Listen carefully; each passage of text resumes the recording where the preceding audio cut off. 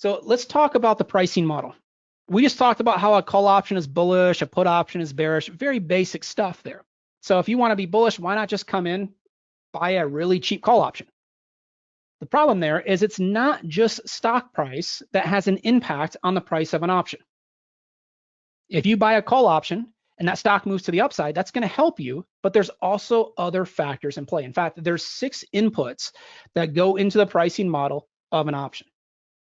You do have the stock price, huge factor, but you've also got the strike price, time to expiration, volatility, interest rates, and dividends. All 6 of those go in to the pricing model to give you the current price of the option.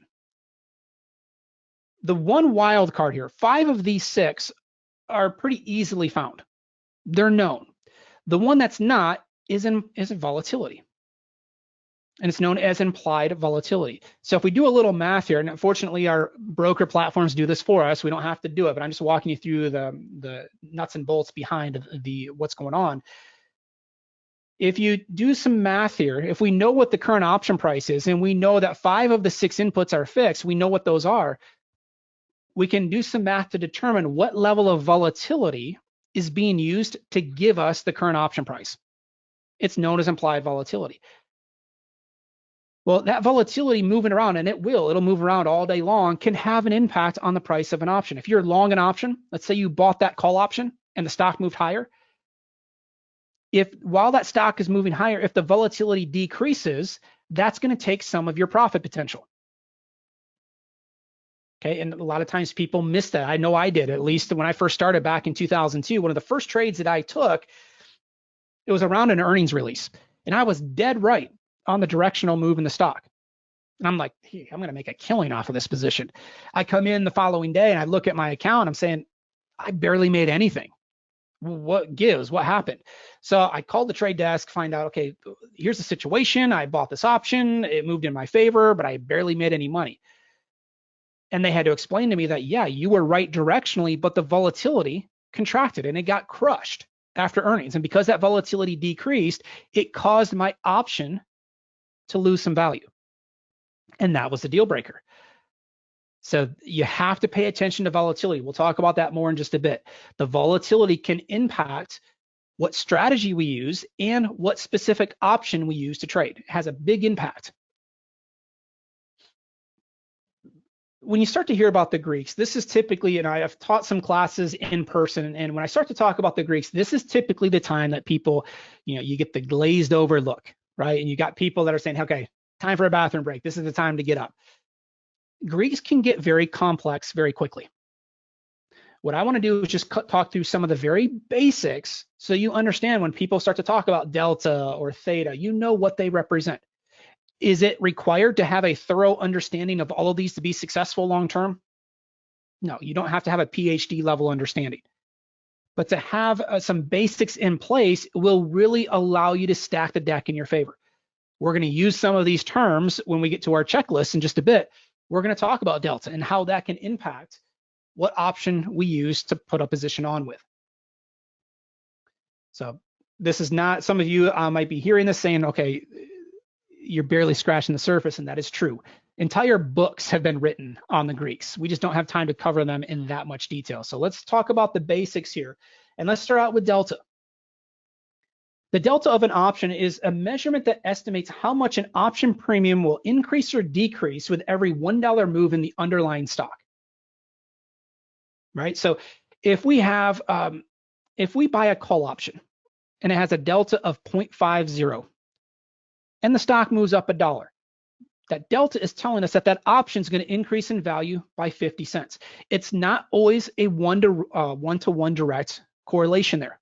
If a stock moves $1, your option's not going to move $1 in many cases, right? The delta is going to tell you how much that option will change when the stock moves $1. The call options will have a positive delta ranging from 0 to 1. The puts will have a negative delta ranging from 0 to -1. So I'll talk through this in just a minute. I'll go over to the broker platform so you can see what I'm talking about here. The delta of a call increases in value as the stock moves up and decreases as the stock moves down. So as that stock starts to move up in your favor, maybe you buy a call option that starts out with a delta of 0.50, But as that stock moves in your favor, that delta may change, and it will change. It'll start to move from 0.50 maybe to 0.75 or 0.8.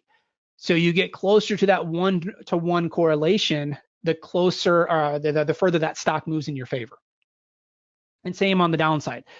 The put options will have a delta that's going to be negative, ranging from 0 to -1. And as that stock moves lower in your favor, that delta is going to move closer to -1, which is ideally what you want. The at the money options are always going to have a delta close to plus or minus 0.50. We'll talk about how to find the at the money options in just a moment. One way of doing that is just to look for the delta and look for that delta as close to plus or minus 0.50 as possible.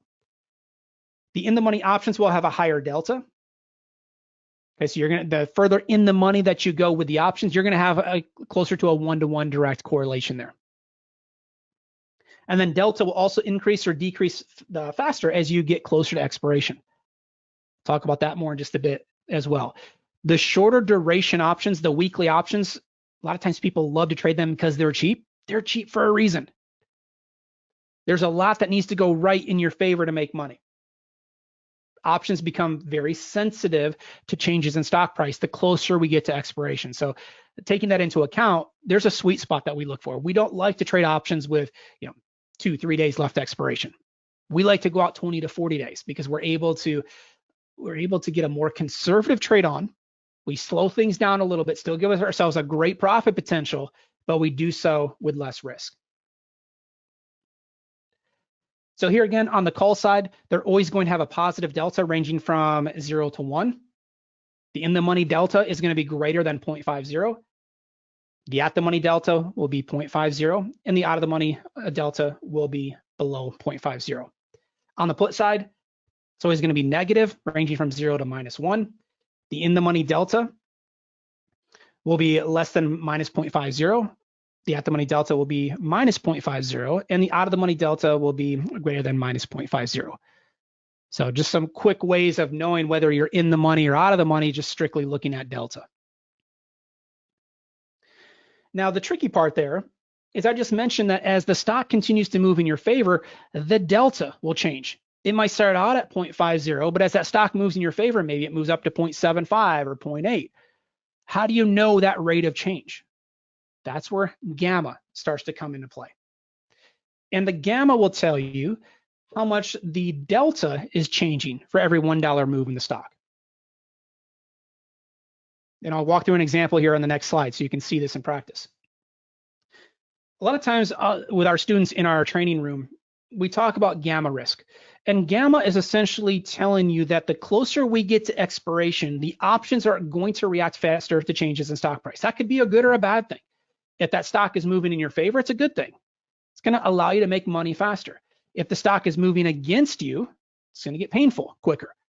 That's why it's the closer you get to expiration, it's a higher risk, higher reward type of scenario in many cases. So here's the example. XYZ stock trading at $30. The 30 strike call option is trading for $1.50.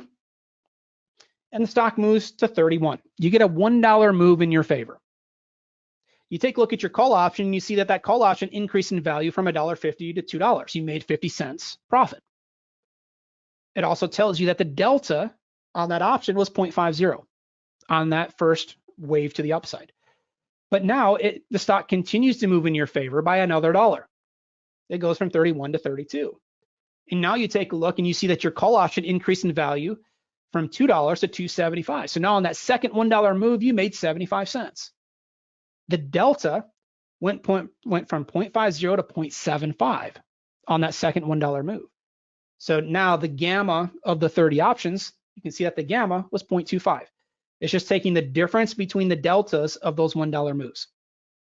Now, this is not something that you have to worry about calculating in real time. It's not something that you have to sit there and analyze all day long. There's just certain features of delta and gamma that you want to be aware of because it can help in your understanding of how options work, and it can really help make sense of your overall P&L long-term. Understanding why you made what you made or why you lost what you lost. Having an understanding that, hey, there's more there than just the directional move in the stock. It can really help with your level of understanding. The gamma is always highest with the at the money options. It's always highest with the front month options. The closer you get to expiration, the more sensitive options are to changes in stock price. So higher gamma, again, it can be a good thing. Higher gamma can be a good thing as long as the stock is moving in your favor and it does so quickly enough. The further in the money or out of the money an option moves, the more stable the gamma becomes. So all that I just mentioned comes into play when we start to talk about the criteria that we look for with a lot of these strategies. In a lot of cases, when I'm buying an option, I like to go in the money. It gives us a better profile on the trade. It starts to stack the deck in our favor. Now, the third and final Greek that we're going to talk about is the theta. And the theta is a measure of the time decay on an option with a one-day change in time. I mentioned here a few moments ago that when you buy an option, it's a decaying asset. Every day that you hold that option, there's a little bit of value that comes out of that option. It's not a bad thing necessarily. You can overcome it as long as the stock makes a decent size move in your favor and it happens quickly enough. If too much time passes, it's going to be more difficult to recover on the position. So when you take a look at the price of an option, it's got two values. It's got the intrinsic value and the extrinsic value. The intrinsic value does not decay. So when I say intrinsic value, I'm talking about the amount that that option is in the money. That value is not time decay. The extrinsic value, the value above, over and above the intrinsic value, does represent the time decay. So when you go to an out of the money option, for example, they're cheap, but they're cheap because they're all time decay. And that's why it's so difficult long term. You know, if you're going to trade out of the money options, if you're going to buy an out of the money option, it might work for you occasionally.